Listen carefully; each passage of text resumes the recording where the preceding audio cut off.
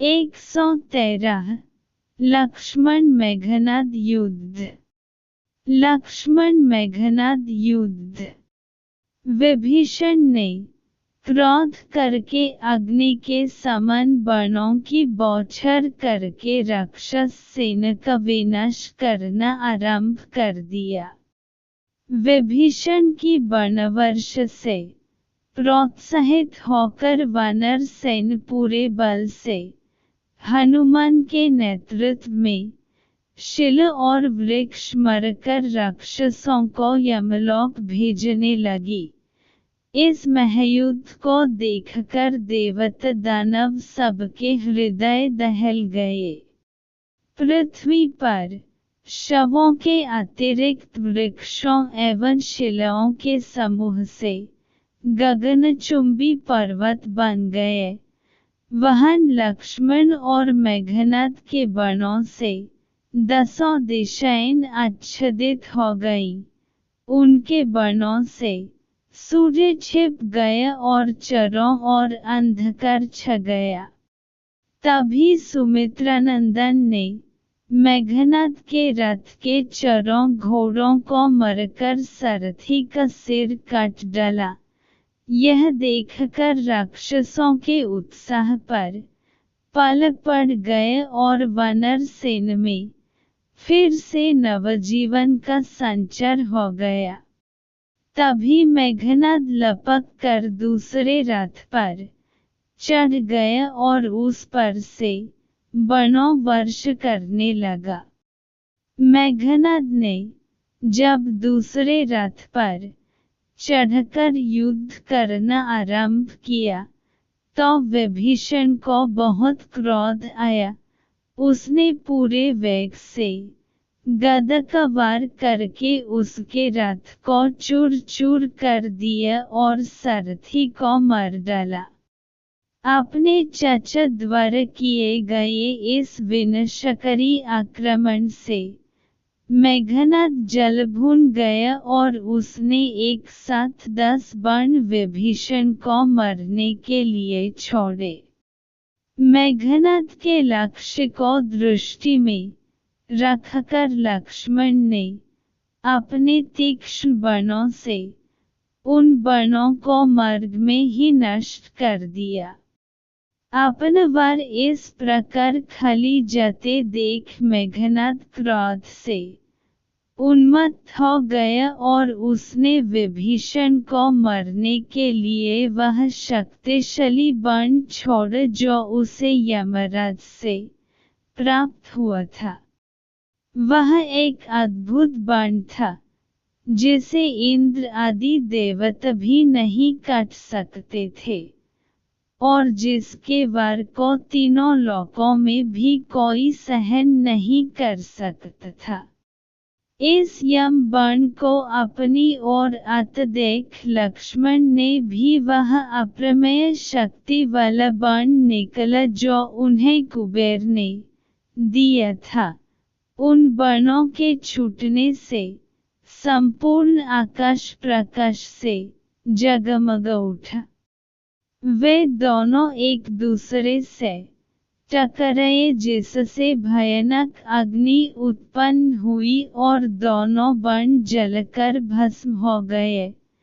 अपने बाण को व्यर्थ जाते देख लक्ष्मण ने मेघनाद पर वरुणास्त्र छोड़ा। उस प्रलयंकारी अस्त्र का निवारण करने के लिए इंद्रजित ने आग्नेय बाण छोड़ा। इसके परिणाम स्वरूप लक्ष्मण का वरुणास्त्र निरस्त होकर पृथ्वी पर गिर पड़ा। लगभग उसी समय मेघनाद ने लक्ष्मण के प्राण लेने के लिए असुरास्त्र नामक बाण छोड़ा। उसके छूटते ही संपूर्ण वातावरण में अंधकार छा गया और कुछ भी देखना संभव नहीं रह गया।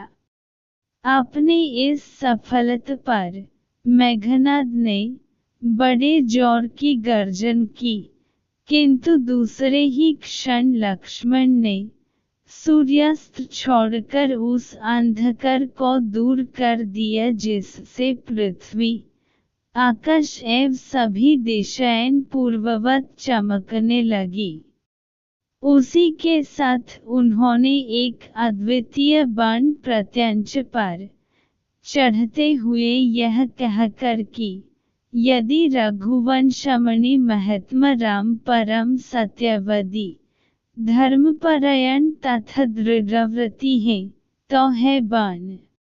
तो शीघ्र जाकर दुष्ट मेघनाद को यमलोक पहुँच वेदमंत्रों का उच्चारण करते हुए उन्होंने वह बाण छोड़ दिया। तीनों लोकों का क्षय करने की सामर्थ्य वाला वह अजेय बाण संपूर्ण वातावरण को प्रकाशित करता हुआ मेघनाद को लगा और उसका मस्तक उड़कर आकाश में बहुत दूर तक ले गया। मेघनाद का मस्तक विहीन धड़ बड़े जोर का धमाका करता हुआ पृथ्वी पर गिरा। इंद्र को भी समरभूमि में पराजित करने वाले, संपूर्ण देवताओं एवं दानवों को अपने नाम से ही भयभीत करने वाले इस परम पराक्रमी मेघनाद का सुमित्रानंदन के हाथों वध होता देख वानर सेना के आनंद की सीमा न रही। वे बड़े जोर से हर्षध्वनि और सिंह गर्जन करते हुए राक्षसों को चुन चुन कर मारने लगे। लंका के महत्वपूर्ण स्तंभ तथा राक्षस कुल के परम तेजस्वी युवराज को इस प्रकार मरते देख राक्षस सेना का मनोबल टूट गया, उनके पैर उखड़ गए।